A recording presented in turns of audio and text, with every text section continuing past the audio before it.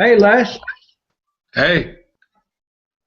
How you doing? Good. How are you? Got to turn your mic on. Can you hear me? Can you hear me? You got your mic on?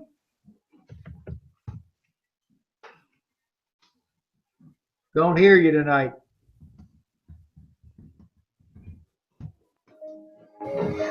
Can you hear me? Don't hear you. I can move somewhere else, Johnny.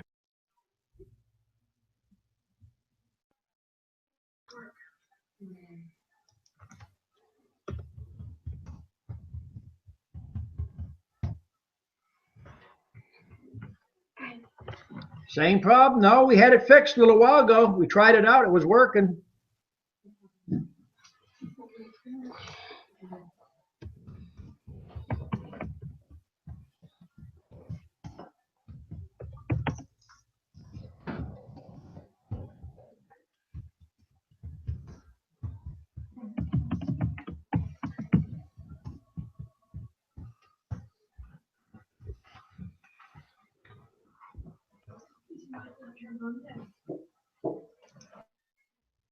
Can you hear me now?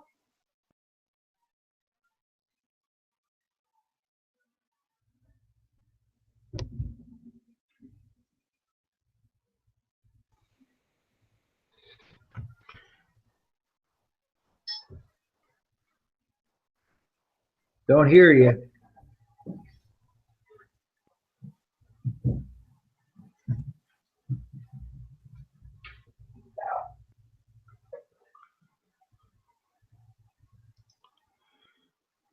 Can you hear me now? Let me close out my Internet Explorer and see if that helps.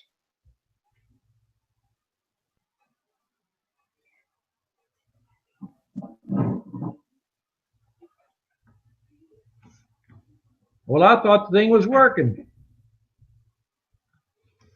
David's here. Maybe David knows what's the matter with it. Hi, David. Hey, Don, how are you? Don't hear nobody tonight. We had the thing working, and Matt was up here a little while ago, and he had it working. It was working fine. He said there was a problem with Internet Explorer. So he run something on that, and there was something that wasn't working. So Internet Explorer fixed itself, he said. You probably know what he was talking about. Hey, Les, can you hear me? Yeah, I could But hear I you. didn't even turn that laptop off. He was here about an hour ago, and it was working.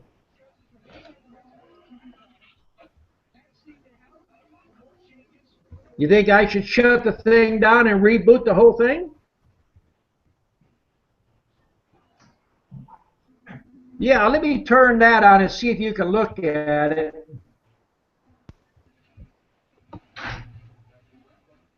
Hi, Malcolm. I gotta find it first. Talking about it.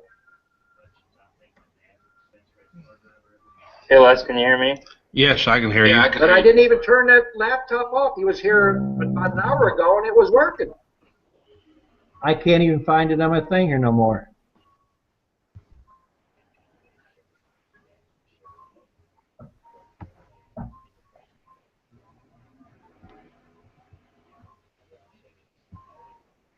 I can't find it.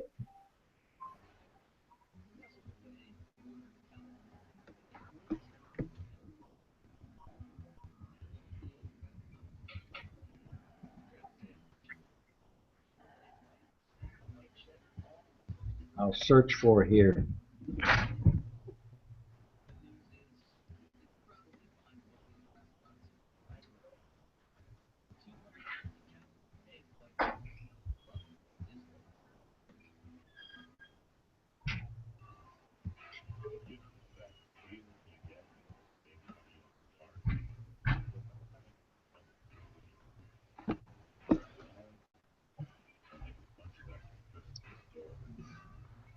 Okay, team viewers up, and it's 6901.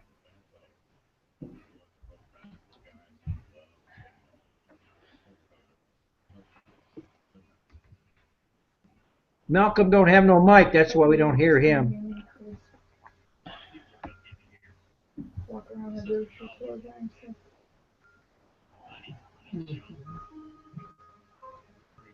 Well, she got really puffy at the end. Or no. What's her mom dad?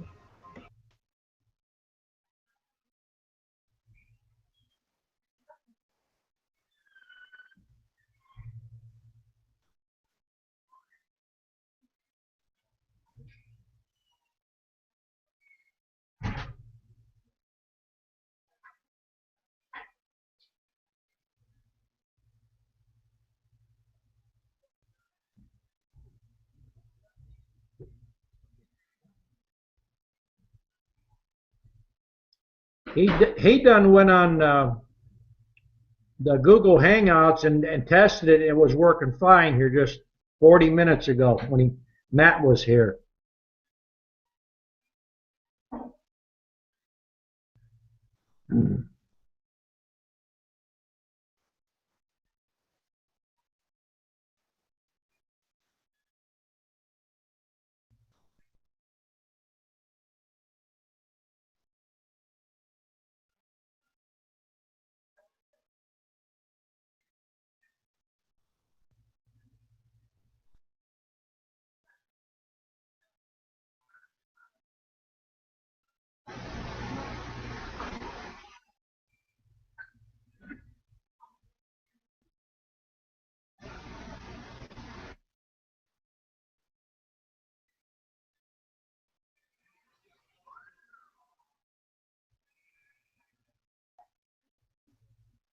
Hopefully we'll get it fixed.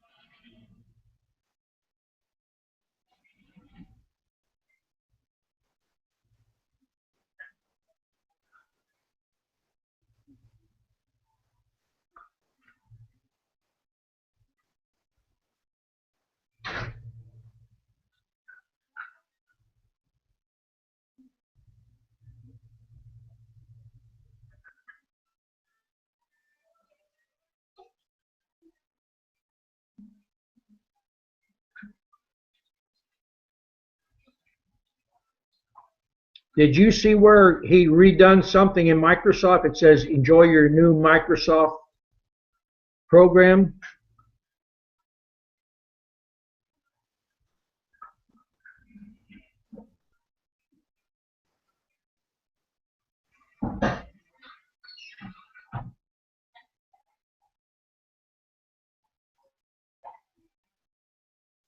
Well, we still didn't hear nothing.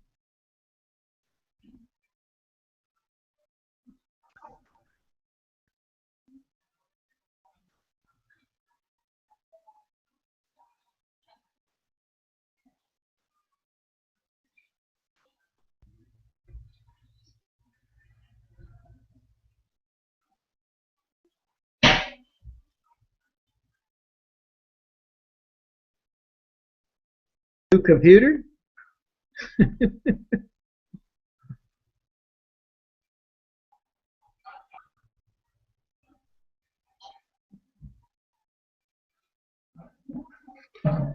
David, I Can you had hear me, Don? Google. I hear you now. It just Don, went you on got and me? went off.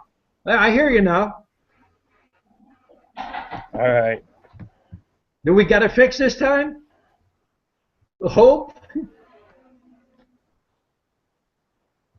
Oh, What? I shut down the wrong window, guys.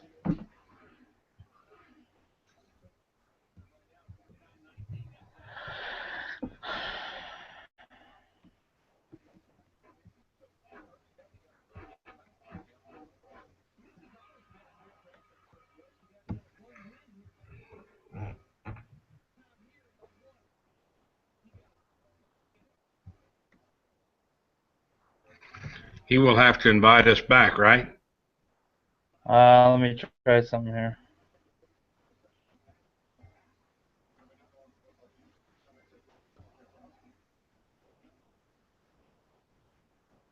Somehow I had joined this Hangout window open, and I also had a Google window open of the same conversation. Surely that's not shutting him off, is it? No, I don't really know what's going on with his. The only thing I did is I shut down his Google Chrome, and then I muted and unmuted his. Yeah, I'm hearing you now. Okay, there, Don? I'm still here. I hear you. Now I can All right, I was answer trying to questions. close down. It's trying to close itself I was trying down? to close down your. No, I was trying to close down your team viewer, and I closed down the Hangout instead. Oh, okay.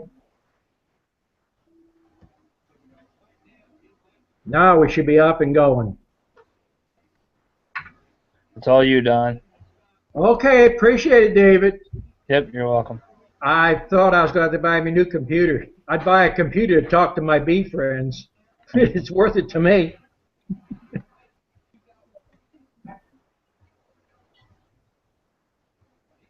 Well, Malcolm, got a question tonight?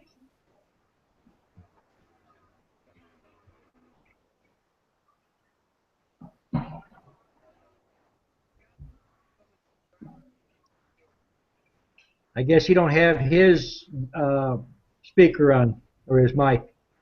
He said he doesn't have a microphone earlier. Oh, okay. Well, let me get this up here where I can read the text. Okay. He's asking about inner covers. Inner covers?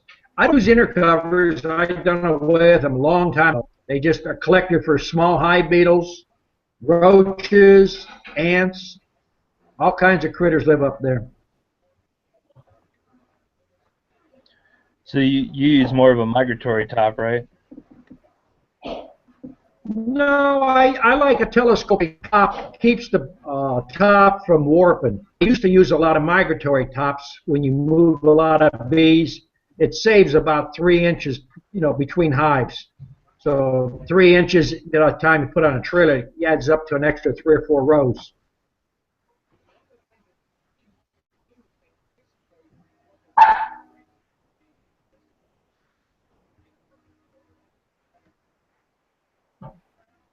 I guess Pat can't get on tonight. I see her. She's trying to get on there. Ouch.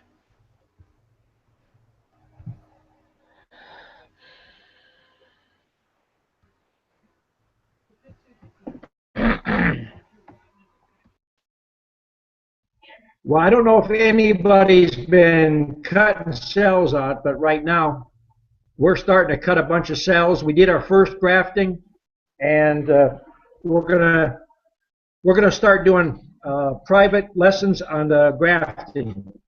If anybody, probably this will be up on YouTube, so it'll be on Saturdays by appointment, 4 people to a class, $100 for the day.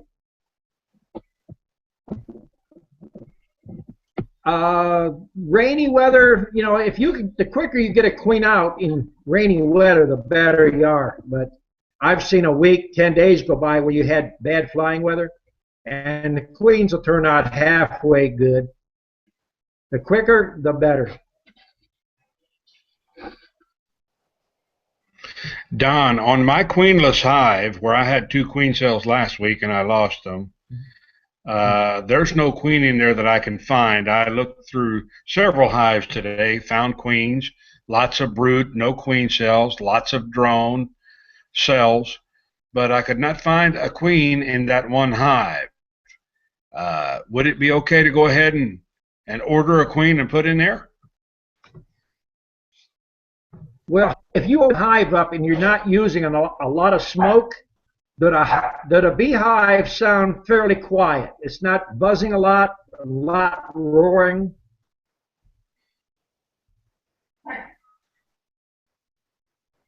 Does it sound pretty quiet when you open it? They were buzzing, I thought. I More lost than normal? Yes. Well, it's a possibility that you don't have a queen in there, but that's one of the signs that I try to teach when I'm teaching queen rearing up here. Sometimes if you got a young queen in there, or even a couple virgin queens, they're going to run around the hive. You're going to hear a little buzzing, but not that roar. If you ever open a hive and pull a frame out and set it on the outside of the hive, and the queen was on that, you will listen to a definite thing within seconds. Usually within 10 seconds, that hive will start to get real noisy. They'll start to beat their wings real hard. They're calling for the queen. So if you're not experiencing that, you probably have a queen in there.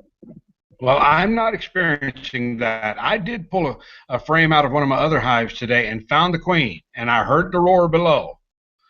But this hive is more quiet than that, but I cannot find a queen.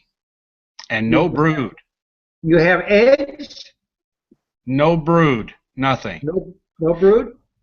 But there was 2 open cells last week. Well, if you had 2 open queen cells, more than likely the hive either swarmed or you got a virgin queen running around there. Virgin queens are really hard to find. You almost have to look for the bees, the way the bees position themselves on the frame. They usually will make about a 6-inch cluster, and a lot of times they're facing inward towards the queen. Okay, so maybe just leave that hive alone for a while. If you're worried about the hive, what I would do is take a frame of brood that has open larvae, young, various ages, and just replace it with one of your frames in that hive. That's a basic insurance policy. Okay, thank you. But you're not losing nothing either way. If you got a queen, she'll fly out and mate. If you don't, they'll start making queen cells for you.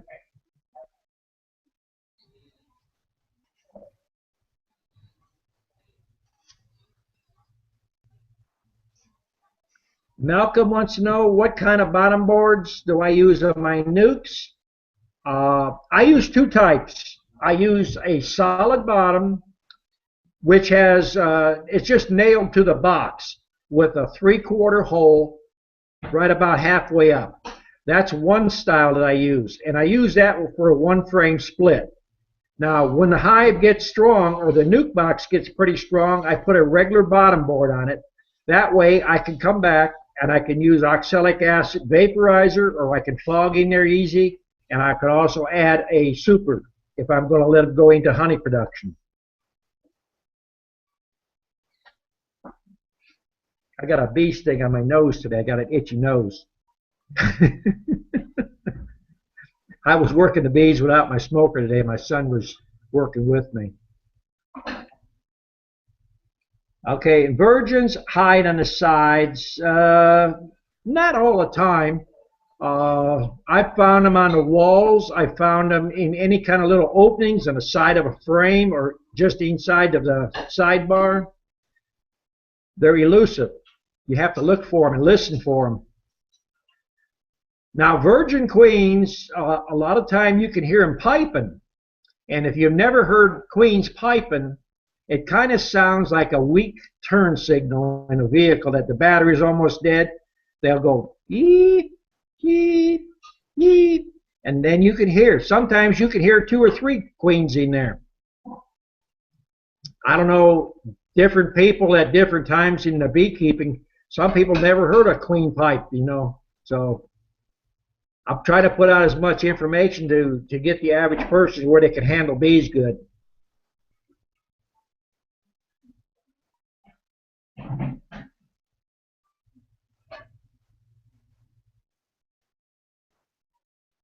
Malcolm, got any more questions there?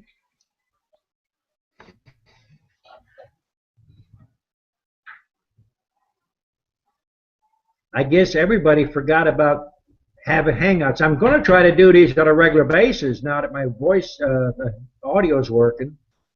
Trying to help everybody out everywhere I can. Don, do you have any queen bees for sale? Yep. I had students out here today. We caught a bunch of them. We're shipping them out fast. How many you want to get?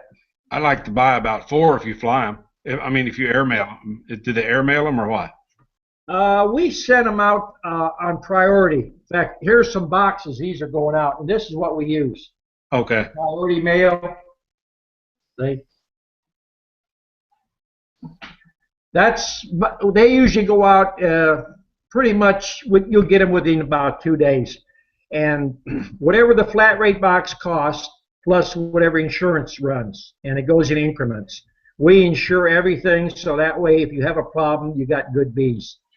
Quickest way to get bees, if it's an emergency situation, you can use PayPal if you want to pay that percentage, whatever the fee is they charge. I don't like to use it. It's basically set up as a donate button. If you send a money order, if we get that money order in the morning, they go out the same day, and we have to get our queens to the post office by 2:30, and then they go out. But if you send a regular check, I'll take regular checks. We clear them before we send any queens out. Okay. How much are your queens? They're 25 each. Okay. I would like to have 4, and I'd also like to have some of those top feeders for nucs. I'd like to have about 4 of those. Okay. Now those, my son builds them, and he just shipped 5 of them to Pennsylvania, and I quoted too low on the freight on it, and the freight was about $40 some, I think, for 5 of them. And you want 4? They weigh almost 5 pounds apiece. Okay.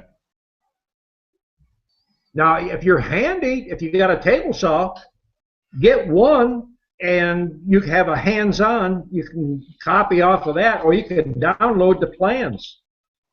You know, I bought the ebook, but I'd still like to see 1 or 2 in action. Yeah. Or Well, made. what I want to do, when I get the bugs all worked out of here, I have a microphone camera with a long cord that we bought it just for this. And I'm going to go out in the bee yard and start doing in the bee yard classes, and I'll try to set them up to where I have like a half a dozen people, and I can pan around the bee yard. I can get inside the bee hive and show you what's going on, and that way you can see more, and probably just do some of the feeders too. But I'd gladly ship them to you. If you want the queens, put your address and make the check out to Donald Kuchenmeister for the queens, and put in there you want some feeders, and I'll have my son mail them to you. Okay, I'll do. Put your phone number too in there. All right. Those I talked about it a couple times already on the line here, but with the feeders, you will actually make more honey by having a hive top feeder all summer and filling it with water. It helps keep the hive cool, and all the bees, every one of the bees coming out of there are going to be hauling nectar. They don't have to waste their time hauling water. So even your youngest bees that are not flying, they can get to the water. You've got a water source there. The water also acts as air conditioning. Just about all my practices that I put up online is common sense stuff. I mean, it's not nothing high tech. Okay, Malcolm wants to know how many foundation frames do I put in a 5-frame nuc to fill out one time? Well, that's kind of a tricky question. Right now, we're using a frame of honey and shaking about one frame and maybe half of another of just bees with a frame of honey and a queen cell that's ripe. And a ripe queen cell is basically it's thinned out towards the end, will possibly hatch out in 24 to 48 hours. And I teach that method because it's a lot easier for most people to grasp that have a limited amount of hives and don't want to get into grafting. Naturally drawn queen cells are better. But what we do is put one frame in there, the cell, and then when the queen comes back and she starts to lay, we put one frame of bees or a frame of brood that's hatching, and we look at it closely. We want to see them chewing out the cells. That way they're coming out now. And we put that next to the honey frame, and then we add new foundation on both sides of it. And we have a feeder on there. We put the feed to them. Well, that's how I set them up. See, when I set my 5-frame nucs up, I don't use a frame of brood and a frame of pollen and all this stuff that everybody tells you. I just cut to the chase. Because if you stop and think about it, if you've got a queen cell that's ripe, it's already sealed. There's nothing that needs to be fed. The only thing that needs to be done is kept warm until it hatches. And when it hatches, the queen flies out to mate, and she usually goes out within 1 to 3 days. She's going to come back with a lot more bees than she left with. And when you see the queen starting to lay, you might get a patch the size of that, maybe a softball. If you see eggs in there, then you know she's made it, she's laying. Then you add your brood that's hatching. That way you lose no resources. If the temperature falls on you, you don't have to worry about all that brood that people put in. When the weather's nice, you could put a frame of brood in there. And you have to do what you have to do to get the most from your beehives. And if you got a 10-frame hive, to divide it up and make 2 splits out of her, three splits, to me is a waste of time. You can't build numbers fast enough. That was an eye-opener to me, that idea of making splits with only a handful of bees. I went through my hives today, and I had some perfect pattern of brood that's capped, and then some that wasn't. You could tell bees were coming out of it, but I cannot see eggs in there. Now, that video you did where you had a 2-inch strip of a cutout that you're going to press down on a nuc, right? You would just cut that out anywhere, even some capped brood included. Well, you want to find some that when you look at it, you see milk in it. White substance. That's royal jelly, and that's what the baby food is to be, grown larvae. If you got capped brood, they're not going to make a queen. And another way to look at it is stand with the sun over your shoulder and hold the frame right out like this in front of you. And if the sun is coming over your shoulder, look into it. You should see grains of rice in there. When you see a larva and it makes a perfect C, it's way too old. You want to get the rice where it's straight and just starting to bend a little bit. That's the perfect age. The farther it bends, the older that larva is. When it makes that C, when it makes a full C, way too old. You'll never make a decent queen. If you do get a queen, more than likely she's going to lay a lot of drones because she's not going to have the development. A lot of my brood was really dark, too. It's older wax. Well, you'll have to have a system to going through that hive and frame by frame. Just do one frame, one box, and come back a month later and do another one. Rotate your old comb and put it into 5-frame nucs and let the bees hatch out, use the brood, and then slowly put the frame back one at a time. There's no need to kill all the brood. If it's got 50% drone comb, set it in a nuc. Put a queen cell in it. Once it hatches, then melt it down. If it's full of honey, set it out, let them rob it out. New comb is the key to making a lot of hives and get healthy ones. Okay, thank you. And Malcolm wants to know if I frame shake bees and Uh, Now I'm kind of confused about what you're asking. If you got a queen cell on a frame, never shake a frame that has a queen cell.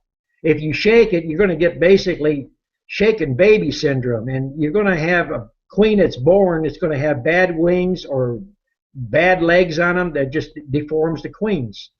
Anytime, if you want to get the bees off, is use a brush or a feather. That's the best way to get them off. And if the queen cell has been chewed on the side, then you have another queen running in there. So I'm trying to figure out what you're trying to ask on this here, on the frame of honey. I think what he's saying, Don, is you said one frame of honey, Yeah. but you also mean 4 open, empty frames, right? Drawn comb. Yes, you have to have something for the bees to start the laying and build. Yeah, I think he was asking, will the workers eat the honey out of the one frame you put in? But you actually put one frame of honey and 4 empties. Right. Yeah. Yeah. Okay. Don, does the shaking only affect the queen bees or also the brood? Now, when I shake packages, I shake them pretty hard. I shake them like I mean it. I don't shake them gently. I give them one good shake. If you look at the videos, usually one of my shakes knocks 90 plus bees off that frame. If you get what I call limp wrists, shaking them down and worrying about hurting bees, it's going to take you 10 good shakes to get the bees off. And all you're going to do is tick them off. One good shake, and you'll shake enough of the bees off with a little bit of nectar that's loose, and they're not going to fly up on you.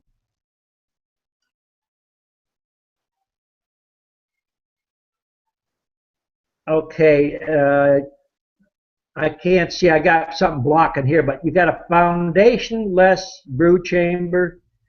You can make splits with that.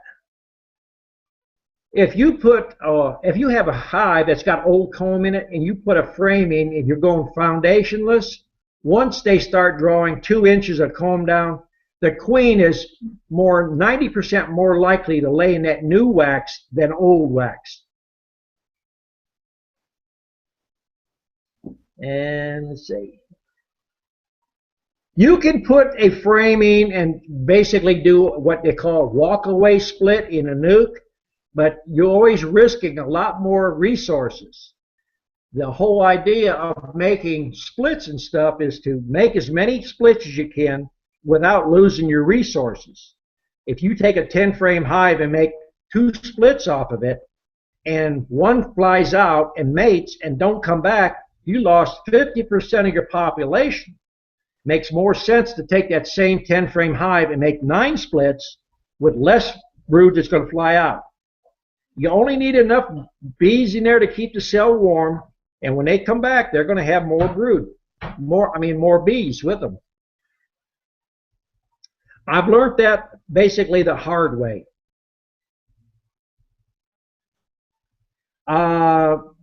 Somebody just posted something about multi-queen setups. I've run 2 queen setups and I've run 3 queen setups. There's basically no good advantage to it, and if you work part-time somewhere or even full-time, you're going to lose swarms because everything goes back to basics. They multiply and they store honey. You got 3 queens laying 3 times as much. You have a potential of 2,000 eggs to 2,500 eggs per queen. So it don't take a mathematician to figure out you run out of foundation fast. So they're going to make queen cells. You're going to lose bees. If you took the same hive, instead of trying to run 3 queens or 2 queens and split it up 9 times, you have 9 hives making 9 times more bees at the same time with 9 times less chance of all the bees leaving. Numbers play in your favor that time. Don, what do you think's going on if I went ahead and pulled out some old frame or 2 earlier and put one in with no foundation at all? And when I did, the bees went ahead and built it on out almost to the bottom of the frame, kind of in a circle shape. They didn't get the corners, but it's all drone comb. If you got a frame that you put in like that, I discussed that about two weeks ago. That's how I test a hive to see when they're going to swarm. If you put a frame in there and you're getting the majority of drone, the hive is telling you either the queen is failing bad or they're getting ready to swarm. That's the only reason they make drone comb. So watch for queen cells. You have to go all the way to the bottom board every single time. If you don't, you're going to miss queen cells. Every week? Every 10 days. Okay. Minimum 10 days. Because if you go in there today and there's nothing, you can count from the day. 16 days is the maximum. You've got queens coming out if you missed anything. So if you go in there in 10 days, you catch them when they're completely sealed, and if you see a cell, either move the whole frame or cut the cell out. Management is 99% of beekeeping here, and most people, they don't go in their hive often enough, and they're losing their resources.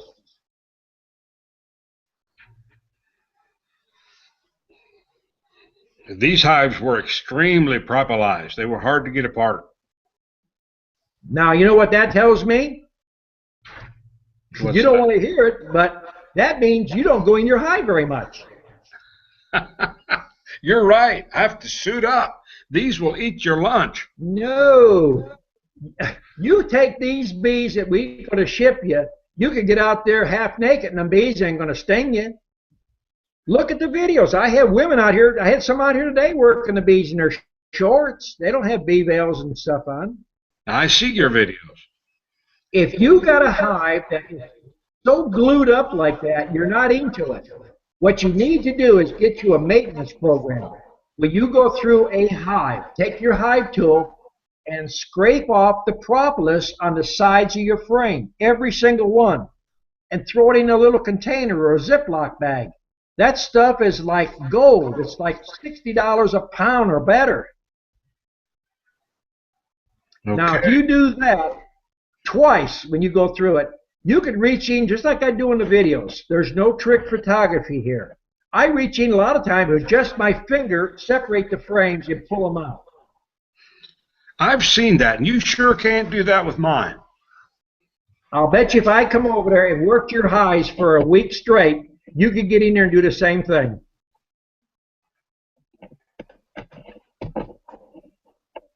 Beekeeping's beekeeping. Basically, you know, a lot of beekeepers said don't get in your hive too often, but I mean my hives on these 5-frame boxes, some of them that are producing cells, I mean them every 15 minutes.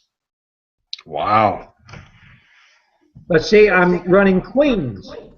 Now, I don't know if you've seen, have you seen queen cells that are in like twins? They're two together, side by side, or even triplets. They're in a little group of threes.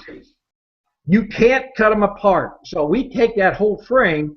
If we got single ones around it, we cut all the single ones out and take that one that's got the two in it together, or the three, and we put it into a 5-frame nuke, and we mark it with our bricks. You see in our brick system. We go into that hive every 15 minutes. When one queen in that group hatches out, it's going to be a little time lapse before she goes around and kills the other one. So soon as she comes out, we pull her off that frame, put her on the next frame, take that frame, move it to another 5-frame box. And when that hatches the second one out, we move it again. Because you can't cut all the cells on some frames. They just put them in clusters. So you have to do the best that you can, and that's the only way you can do it. Malcolm wants to know, in my bee yard, do I use mostly nukes or 8-frame boxes? I'm running 90% 8-frame or nukes right now, and I start slowly building up 8-frame. And the 8-frame, I build them up to pull brood to boost nukes that I'm selling. And in September, we break everything down from 8-frame, 5-frame through the winter.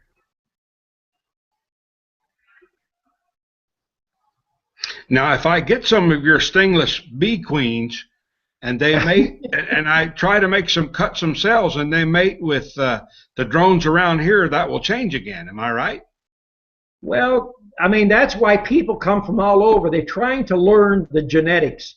I can only show you half. You're dealing with a woman there, and she's fickle. She flies out with a bunch of rowdies in the neighborhood. You're going to have rowdy bees.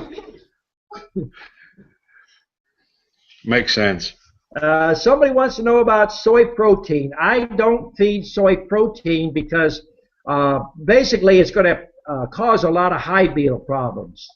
And if you look at your beehives, if they're bringing pollen in, then you usually have ample enough. And that also leads the same question is, do I trap pollen? That's like cutting a hole in your pocket and putting money in it and watching it fall out the bottom, because the pollen is the baby food, and the more baby food that's going into that hive, the more bees you make.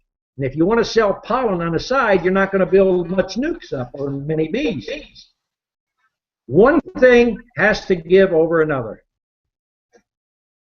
That make any sense to you?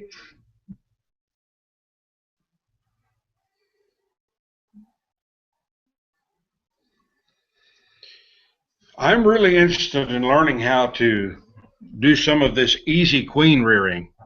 And I didn't know if I needed to come down there maybe sometime this summer and spend some time, or if I can learn it all from your videos. And if you watch the videos, there's just about everything on those videos.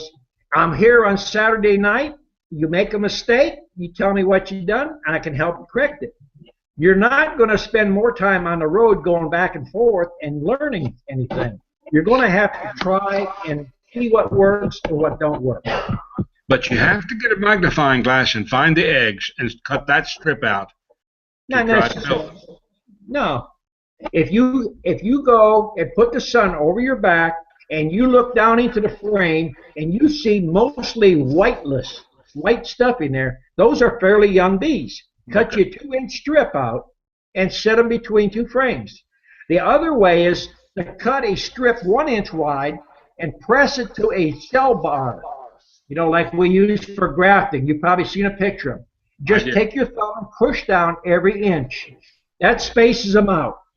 But you could still get some double or triples in there. But it don't require any grafting. For somebody who don't want a lot of queens, you could have 5 or 10 nucs, and you could produce 100 queens in a week's time, no problem. Wow. Okay. Malcolm wants to know if I'm mixing sugar, if it affects how much water or what it matters on a nectar flow. Basically, if you're feeding your bees and there's a good nectar flow on, they're not going to pull the sugar water. And to check the theory out yourself, what you can do is just take a honey bear and squeeze about a 3-inch line on your landing board and watch. Go out it several times during the day when you see a lot of activity. If there's a honey flow, they'll walk right through the honey and they'll go out and get the nectar. But if there's no honey flow, it starts and stops. They'll be right up there like a bunch of little pigs just eating the honey. That's the easiest way. That's how I show students how you can tell if a honey flow is starting or stopped. It's like I use my bird bath and I dump a gallon of syrup out there, and when the bird bath starts rolling, I know there's no honey flow.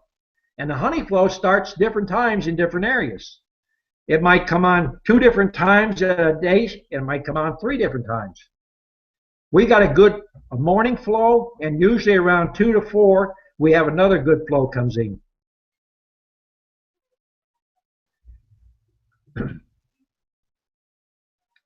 Malcolm wants to know what I wonder what I'm looking for when I'm making queen cells for making nucs.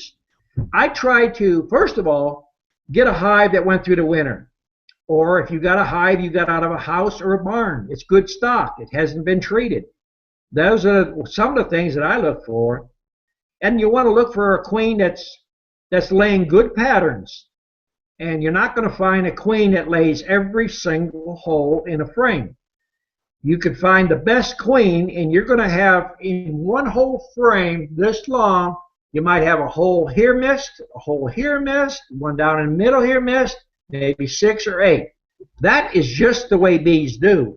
And I've never figured out why they missed that hole. Maybe there's something they put in that I can't see. It might be some kind of minerals or something. I don't know. Even on breeder queens, where you've got tested breeder queens, they always miss a hole here or there. It's just the way bees do. They want to keep you thinking.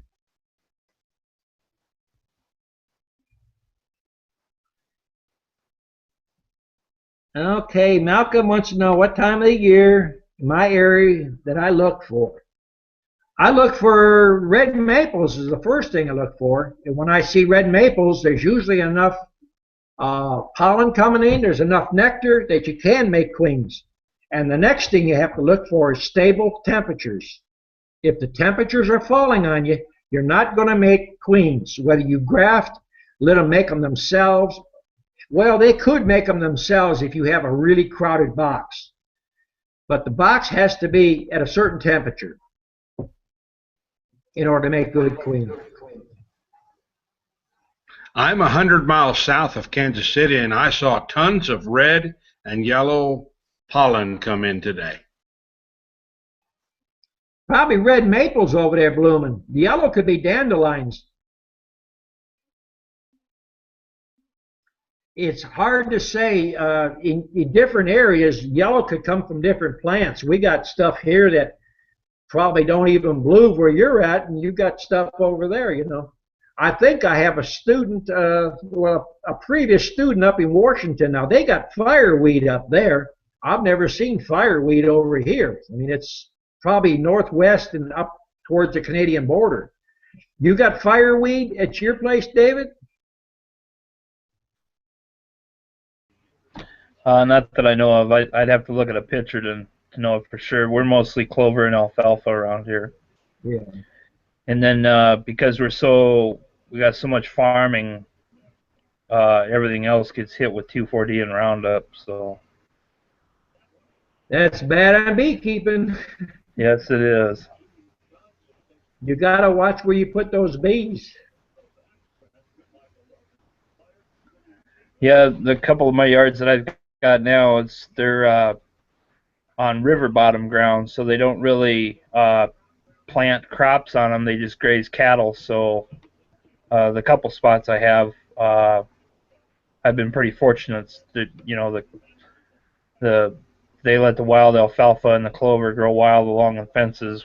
But you go 3 miles in any other direction, and it's all corn. Yeah. Well, now the corn used to be pretty good, but anymore, if they're using the GMO corn, it causes more problems in the bees. And Malcolm says he's got cells March 25th. You can have cells, but if you don't have mature drones, you're not going to get any mating done. So, a hive can produce queen cells, and you might not get mated. Or if you just got 1 or 2 hives and you've got queen cells, there's a highly good probability you could have some inbreeding. That causes hives to get real mean. He's had warmer weather than I have. Since February, he's got drones. And Les is coming in.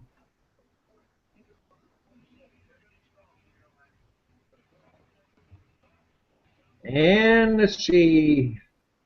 Pat's in here, but she ain't saying nothing tonight. Now that my audio's working, she's not talking tonight. I sent her an email the other week, and I said, if you ask my camera's not working.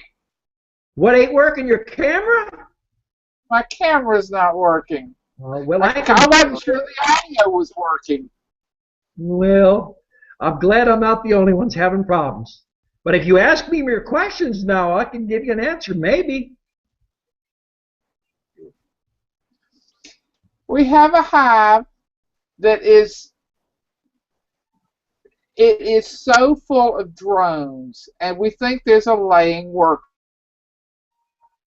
I mean, there are just so many drones, and it is so mean. The other hives are okay, How many hives? but do you this have? one is 6 You got 6.5. and a half. Well, We did a split. We got a new nuke. okay. If you bring some new blood in there or some new genetics, that should cure your problem with the meanness. But if you got a hive that's really a lot of drones in it, possibly you could have bumped the queen and she's laying drones, or they could be getting ready to swarm. Well, this is more drones than any of the other hives. I mean, all the other hives are bigger and they have lots of drones. Lots of drones. The hive that's got a lot of drones, did you do foundationless, let them draw their own comb, or you put foundation in there? We have some foundationless, but not a lot. There have been like 4 frames that we put in for foundationless, and this was from last year. This is the frame, the wax is left from last year. All right, the frames that are foundationless, did you put them in on a good honey flow, or was you feeding them real good? Good honey flow. They should have drawn out worker cells, or you got a defective queen in there. Okay. That is one way that I check queens to see, if they're good, just by putting a frame in there with nothing. If you stop and think about a tree, they go into a tree and they lay good foundation up in a tree. They don't buy foundation. They make nice straight comb. When they don't have the good comb, there's usually a problem. Either you got you've got a lot of honey coming in, you've got cells that have been stretched from the heat and they're elongated, which they make a lot of drones in, or you just have old comb in there. There is some old comb, but it's like 2 years old. Well, you shouldn't be, unless it's getting dark chocolate colored, I wouldn't worry about it. What I would do is take a frame from your best hive and shake the bees off and exchange it into one of the hives there that you have all them drones in, and take the outside frame, and if it's mostly honey, melt it down or let the bees rob it out, and put that frame from the good hive in the center and see just what they're going to draw. If that queen is defective, those bees will make a bunch of cells. So mark the date when you put it in and go back in 10 days. If you got cells, cut the cells. Okay. That make more sense to you? Yeah. I mean, the hive, if you try going in there killing the queen, and the queen's not the problem, you set yourself back as far as production. But if you exchange the frame, the hive maintains production. If it's going to go in the same way of making more drone comb, when the bees hatch out on that frame, they're going to make drone comb on top of that. Now then you have a drone layer in there or a failed queen. But if you got a situation like that, the bees will correct themselves if you have a frame of good brood in there. That's the easiest, the cheapest way to do it. Okay. We'll And just so add a you don't have to buy a queen or nothing. You just put that frame in there. It saves your money buying a queen. Okay. We'll do that. We're going in tomorrow morning. First thing tomorrow morning, we're going in. So we'll see what happens. Mark the date down and remember, 10 days to get back in that hive, because that's the frame you want to check first, because that's going to tell you what the hive's doing. Okay. Okay. Thank you. Okay, you're welcome. Malcolm's had temperature in the 70s for 2 weeks. Well, the temperature must be fluctuating. My temperature's slowly going up. We've been getting 75 and 80s here now, so we're getting in prime mating weather. Hey. Night, Malcolm.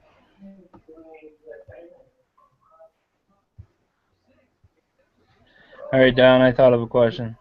Okay. So this is back when you were talking about the 2 queen hive. So what I was kind of thinking about doing is, because I run double deeps, I was going to put a notched inner cover with a piece of queen excluder over the feed hole, and put that notched inner cover between the 2 deeps. And then when I find out which of the 2 deeps has eggs, I would put a queen cell in the other deep. And then I'd have the notched inner cover with the notch up in the back of the setup. And I'm thinking that would they share those worker bees and get that virgin or that cell hatched out and virgin out and mated and come back before it exploded? Or Well, I'm trying to share resources between some hives. probably your best bet, instead of trying to run a double queen system, is do a double deep and just checkerboard the bottom to the top without a queen excluder. Anytime you put a queen excluder on there, you're damaging the bees, and you run a high risk of a queen coming out, especially a virgin queen. She tries to get through that queen excluder, she gets her head stuck in there, and she tries to get out, and she's going to pull her head off or damage herself. I was just going to do it temporarily until she was mated, and then basically split the deeps and then put an empty deep on top of both of them.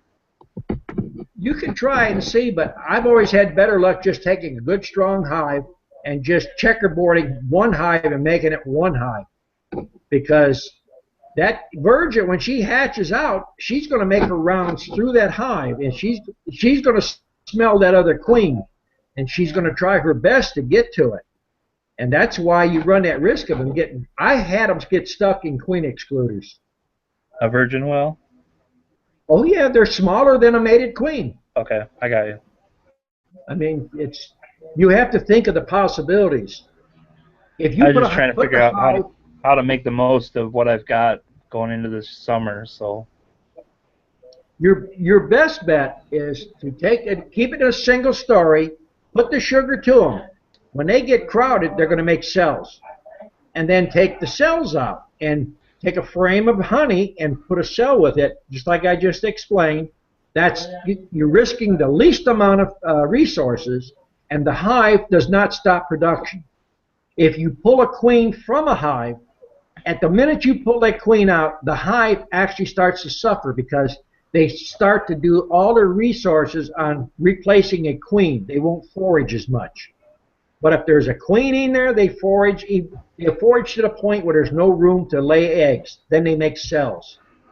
Because if you honeybound or if you are overpopulated, they make queen cells.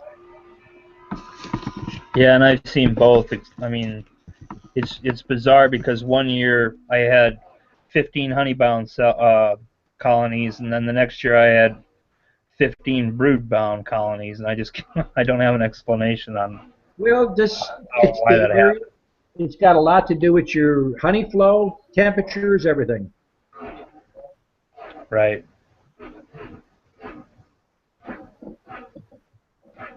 I think you were talking earlier to Les about putting in a frame of brood into another hive to help them out. Yeah. I did that last year, and I couldn't believe the results. I don't know, 10, 12, 15 days later. It was just such a shot in the arm to that weak hive. It seems like it. The queen that was in the weak hive just got that adrenaline boost she needed, and then pretty soon she took off laying. I just think that that infusion of young bees really kick-started them. That's basically when you put a frame of brooding there. That's what I'm doing right now on nucs. You put a frame of brooding there. It's just like you dumped a 3-pound package of bees in that hive. It really puts a shot in there. And another thing too, when you make 2 walk-away splits, people don't talk about it. And I've done a little bit on 2 of my videos about demoralizing the bees. And if you demoralize the bees, they won't work very well. And, a lot of people don't realize how they're demoralizing bees, but it's basically If I told you to walk down a quarter of a mile and pick up something I left there, you wouldn't think too much of it.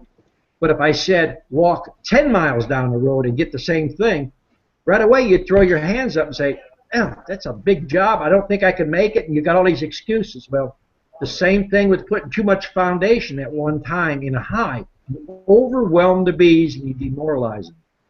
I didn't learn that until about 15 years into beekeeping, trying to make minimal splits and not boosting them at the right time. The bees get just demoralized. Right.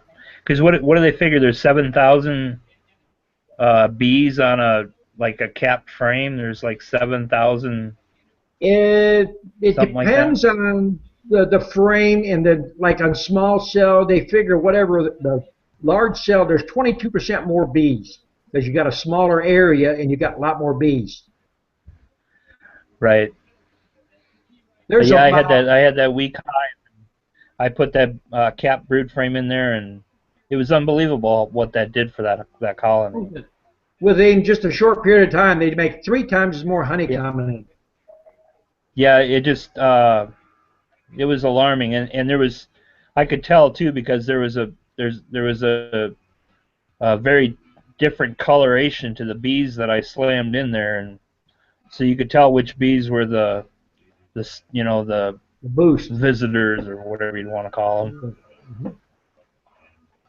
That's basically how I've learned everything. Trial, error, what works, what don't work, the least amount of resources to accomplish what you're trying to do. Right. That's the whole purpose of what I'm trying to do up here on Saturday night is let people know there's alternative ways to make numbers. If the bees are not multiplying, then you're backing up. You're doing something wrong. You're shooting yourself in the foot by doing something that someone says, try this, try that, and a lot of times it don't work. One reason my wax is so old is I hate buying wax all the time. You're not buying wax? I don't like buying wax all the time and replacing it. Why would you want to buy wax? It costs a lot of money to get a press. No, you don't have to do that. Did you listen to what Pat said? She said she went foundationless. Did you look at the videos where I show you I'm trying to kill a honey flow? I'll take a super and pull out every other frame. And I drop an empty frame in here, no starter strip, nothing. What's the most that they're going to do? Draw a bunch of drone comb, then fill it up with wax or honey? If you stop and think, look at a tree. They don't stop at the bee supply house, then they draw some pretty nice comb. You don't have to buy. It just gives you a better start if you got your own mill. It's not a necessary thing.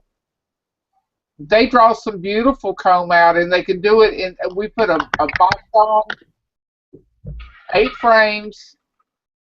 3 of them were foundationless. The other ones were just regular foundation to be drawn out. And in 7 days, they had completely drawn out the 3 foundationless, and the 5 regular frames were completely filled up. Yep, sure will. So if you're looking at it costs too much, stop and think, how much is your hive worth? Just pull a frame of honey out, eat the frame of honey, and throw another empty frame in there. Let them start making their own stuff. Now you don't have no chemicals, you don't have no wax mill, and you're farther ahead. Wax mills is not the answer to everybody. I mean, it puts you 2 to 3 weeks ahead because you've got a whole sheet of imprinted out wax that they can draw. It gives them the foundation to draw off of. It helps correct some of their errors, that they give a straighter, lineup of all the frames and everything. But you don't need a wax press, and you don't need to buy foundation. You can have them make it. It's a little slower, but it can be done. Do you just insert a blank frame in every other one that's already drawn out? Yeah, if you look at the videos, I tell people, look at all this darn honey. I want to kill this honey flow. So I put an empty frame in between every frame that I pulled out.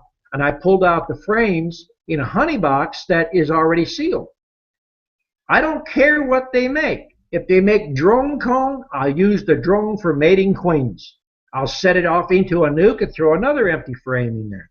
I'll keep putting empty frames until they get it right. If they don't get it right, I'll keep melting it down and making the foundation myself. Bees they generate wax platelets whether they're building wax in your hive or not. If you sit in front of your hive and just watch, it looks like a bunch of dandruff coming out every so often. They're taking the wax platelets off their abdomen. If they don't make new wax for comb or capping, they shed it onto the bottom board and they blow it out.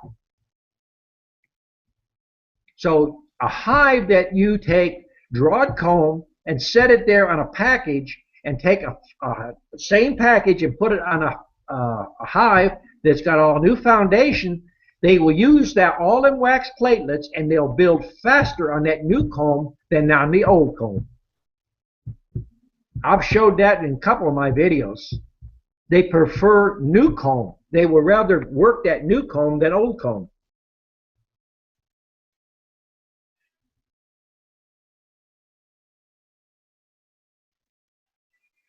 You're going to try some Foundationless now, aren't you? I definitely am. I just don't know how fast to switch because some of this brood needs to hatch out.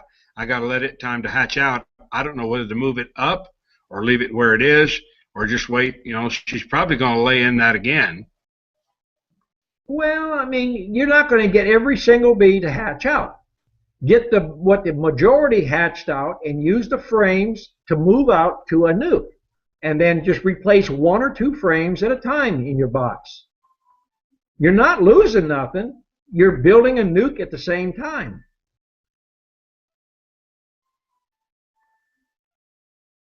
It's not as if you're going to go in there and you pull a frame of brood out and pitch it out there in the ground. You're not losing nothing. I'll try some of that tomorrow. I'll get started. Next week, I want to hear some good answers from you. Scrape the sides of those frames and you'll be able to work them a lot better. Now, are you using a standard hive tool or are you using one of those J hooks? I've got a standard Kelly hive tool. Okay. All right. And then what you need to do when you're going through that hive, when you inspect a frame, get up a little Ziploc bag and scrape the sides of that sidebar and get that propolis off. Put it in a Ziploc bag. If you don't want it, throw it on the ground. I mean, I've done it for years until I got a bunch of people who want to buy this stuff. Now they make cough syrup and all kinds of tinctures out of it. They use it for all kinds of stuff. Anytime I can make some money on something like that, you know, why not? And if you throw it on the ground, it just gets stuck in your shoe. It comes in the house, gets in the carpet, and don't come out. I just wanted to get rid of it off the hive tool. Well, sell it. You know, take your lemons and make some lemonade with it. It's like your old comb. I mean, there's high dollar stuff there you don't realize. Old comb will, yeah. Welcome. You got mail. I got mail. Where'd that come? Matt fixed my thing and he must have got my mail working.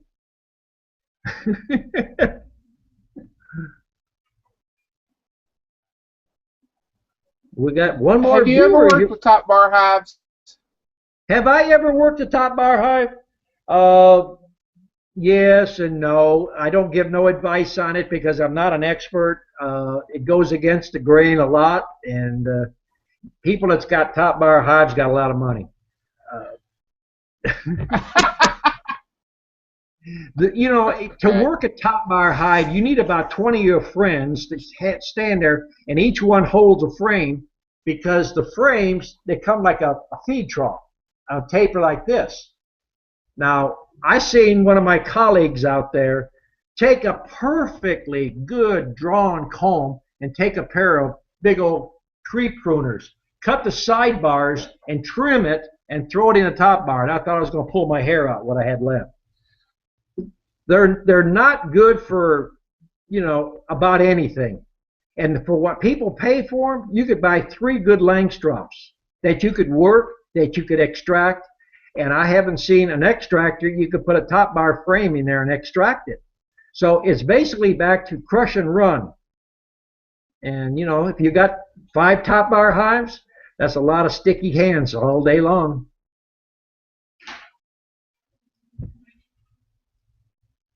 But if you can run them and have success, I'm not going to put you down because you got bees. Eventually, they'll find a square box and they'll show you they like it. There's some people. Yeah, there's a lot of people There's that some people that can't lift the Langstroth boxes. Our hives are good for people that want bees that physically can't handle the Langstroth. Well, those people there, they come up here and buy Langstroth mediums, and they run 5-frame medium nucs, and a 5-frame medium nuc, you can stack 4 or 5 boxes up on it. Now you've got a box that even people that are handicapped. I have a man comes up here in a wheelchair. He runs 5-frame nucs, overwinters them, makes a lot of honey, no problems. And it's all standard stuff. It interchanges. Your top bar hive, it's hard to get in there and do maintenance. And if you don't get in there, and if you got a bad kill off of drones, and most of the top bar hives I've seen, they got an entrance on one end or the other end, and they usually got a 1/2-inch hole. And when you got a couple of bees trying to pull a great big old drone out of that hole, it spend a lot of time and to get the holes plugged up. So, your hive has to be maintained as far as, cleanliness in there.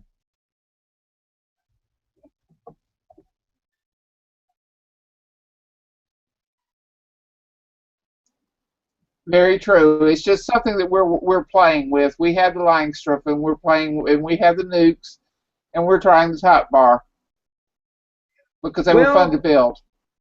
Well, yeah, they're fun, but your same resources could be making, as far as the number of bees and everything, could make more. The thing to do is try them and work them and see how you like them, and then you can make that evaluation. For me, there's no monetary value to it because you could sell 1 top bar hive to 1 person. But a 5-frame nuc, I could sell to 200 or 300 people. And a lot of people want something that's standard, that's a proven thing. Your top bar hive was basically, it's done in your third world countries where they don't have wood, and they was built in actually 55-gallon barrels. And that's how they originally started. I think it takes a lot more resources and effort to keep bees alive in a top bar hive.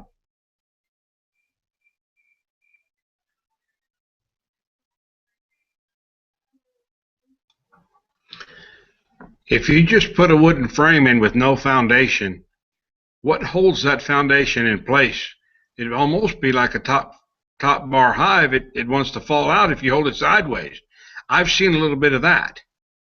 Well, wait a minute now. You said what holds it in there? If you got a frame put in between 2 drawed frames, it's a blank frame. It has no foundation. It has no starter strip, right? That's right. And you pull it out once they've got it drawn out. It's still not attached at the bottom. No. And you turn it just right and it breaks off. Well, that's the next question you're going to ask me. How do you hold it? If you have a frame like this book here, and you hold it this way and lean it one way or the other, there's no strength. But if you take a frame that's a natural drawed frame and turn it this way, it's basically on end. You could take that frame and you could turn it like this, completely around. Now it has strength. But when you turn it this way and back, at the top, right along the top here, this is the honey band. And when temperature's 70, 80 degrees, that's the softest part. And when you lean it, the weight of this is going to pull it off.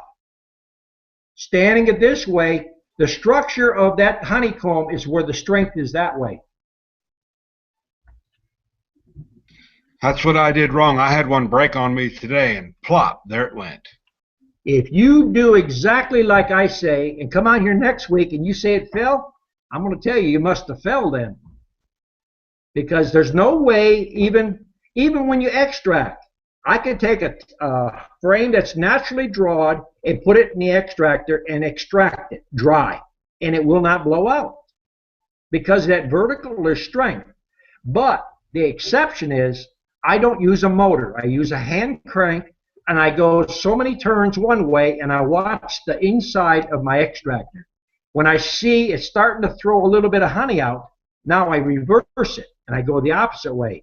And that frame standing vertical, you balance it out by throwing the weight from one side, the honey comes out, and then you get to the other side. So it's even. But if you go all one way, one side is lopsided, and all the weight and your inertia will throw it out, guaranteed. Or if you got a motor on it, and go to high gear right away. That's why I don't use a motor. And I bought that extractor 30 years ago. Occasionally, one of the students get up there and get impatient and will blow one out. There's a lot of things that I try to tell you. If you have a problem, there's something way you're doing it that you need to adjust that you don't hear. It's like beetle traps. People call me up. I did the beetle traps just like you said, and they're not working. Those beetle traps, if they don't work, it's because you filled them from the bottom to the top with boric acid. You've got to take about 10 or 12 of them and just take a teaspoon and dribble a few granules in each of those little slots. Now you seal them at the top and the bottom with Crisco, and they got a place to go in and die and eat the boric acid. But if it's full, there's no place for them to get in.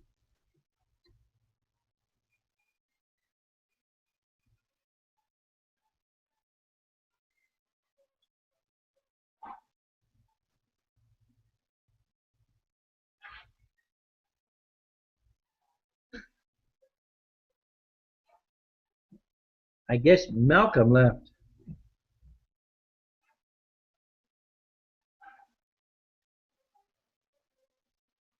Timothy was trying to get on here, and he said he can't get on.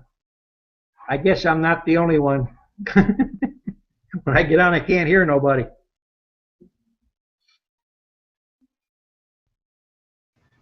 Somebody's trying to get on and they can't? Timothy was on last week. And just a little message popped up over here. He tried to get on, he can't get on. Do you remember Timothy from South Carolina that was on last week talking? One of my students from about 4 or 5 years ago. Oh, yeah, okay. He come up here and picked some packages up last week, and he showed me his hand, where he was pushing his hand flat across on his table saw, and the board cracked, and he was running his hand over a dado blade, and he got 81 stitches. And I tried to tell him, I said, you know, you need to use a push board. Never use your hand. See, my table saw is an old style, and I don't know how the new ones are. But there's a red insert that goes in there. And I keep my fingers on the outside of that red insert. If you do that, you won't get cut. The worst thing is if your fence is not parallel and it's got a little bit of taper to it, it's going to give you a kickback. That's why when I show on my table saw out here, I measure in front of the blade to the fence, and then I go to the back of the saw and I measure from the land to the fence and then come to the front. It should be exactly the same. If you're a 64th off, it's going to pinch either going in or it's going to pinch coming out, and it's going to throw a piece of wood at you because there's no clearance. And he was using a dado blade, and evidently he was trying to do bottom boards or something. He had his hand on top of the board, and the board cracked open. And dado blade don't play. Yeah, the last boxes I made, I made a tenon jig, and I really like doing it that way. Will you? One of my students, he's high tech, and he's got a blind spot or a blind hole jig that cuts a little screw hole in and makes his boxes that way. When you first start out and you've got a few hives, box joints, all that stuff might be good. It presses people, but numbers is where the money's at. And rabbet joints is about the best joint to go. Your box joint is basically, it looks like this. Every other inch of it, or 3/4 of an inch, has got a notch. So you've got double the wood exposed to weather, and those joints rot out quick. Where a rabbet, it's got a little piece on the side that is exposed to it. It's just trial and error, what works and what you can do the quickest. I've got a couple boxes out here that's been here, the side pieces, 10 years. A former cabinet maker come and showed me how nice dovetails was. Beautiful, I said. All right, if you're going to do 1 or 2 hives. But to make a lot of hives, that's a lot of labor. It don't accomplish nothing.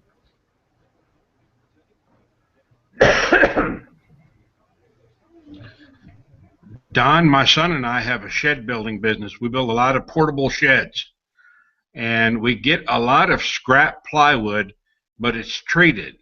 Would that work for bottom or top boards, or would you stay away from that? I personally don't like treated wood because it contains either a salt treatment or copper arsenic.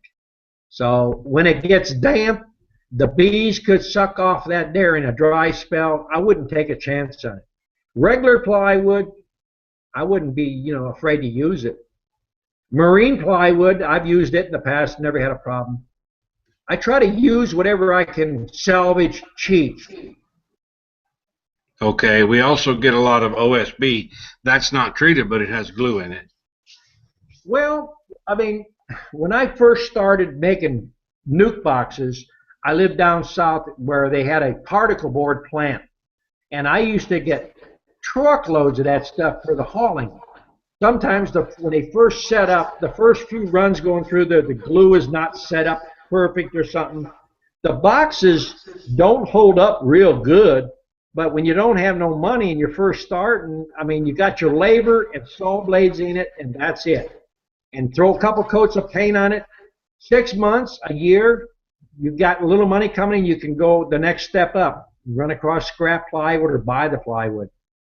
I try to base everything I do on salvageable materials rather than go out and buy anything. That's the whole theme of what I'm trying to do. Common sense and scrounge around. Anybody can go out and spend $1 million to make $500,000. I mean, the whole idea is buy some decent tools that you can work with and salvage, get materials. And everything you use would be 3/4 inch thick, right? Well, it depends on what I'm building. I mean, if I'm building shipping boxes, I use 3/8 plywood. There's not too much stuff I don't use. If I'm going to run nukes outside, I use either 3/4 plywood, rabbet the ends, and I can use 1/4 inch or 3/8 on the sides. That'll work. Okay. It might not look pretty, but it's serviceable and it works. And you could overwinter that way. I'm thinking of going all nukes. Yeah. I mean, look at some of the stuff that Michael Palmer's doing. He's in Vermont, very cold up there. And he never overwintered nukes. I guess when I started doing overwintering nukes 8 or so years ago, a lot of people thought it wouldn't work, and they tried a few, and they found out their nukes did better than their 10-frame hives. And now that's the rage. Everybody wants to do the nukes. It just stands to reason. Less heat loss. Heat loss is where the biggest problem of the bees die. Too much heat loss, they got to eat more honey and more honey to create heat. The bigger the box, the more they got to eat, heat it up. Now, where you live, if you're wanting to get free wood, any place in any size city that does glass repair, storefronts, they use 4x8 sheets of glass. It's got a nice sheet of plywood on the bottom. It's 3/4 and 3/4 on the top. There's a 12-inch board that goes all around the edges. A little labor, take it apart, and you've got some nice, wood. The lid alone, that makes 12 bottoms for 12 lids. And most of them places in any city, any size, pay to haul it to the dump. Go to the store manager that runs the store and say, hey, I'll bring you a quart of honey, save all your junk for me. You'd be surprised the stuff you'll get. The other thing that I've noticed is that I work for an HVAC company, and whenever we get a piece of equipment in, it's surrounded. I mean, it's crated up in beautiful sheets of plywood that just Yep. go to the dumpster. Yeah. I mean, it's there to ask. If you don't ask, the most they can say is no. Yeah, if you bring them want- in a quart of honey, and they'll save all that scrap for you. That's absolutely right. And if you want freebies, call the county agent, call the police department, the fire station, and get registered with your state beekeepers, the association. All your pest control will call you all the time, say there's a swarm here, you want it? And sometimes you can get some nice bees in a house or a tree. Sometimes they're hanging on someone's front porch. Just go there with a box and scoop them up.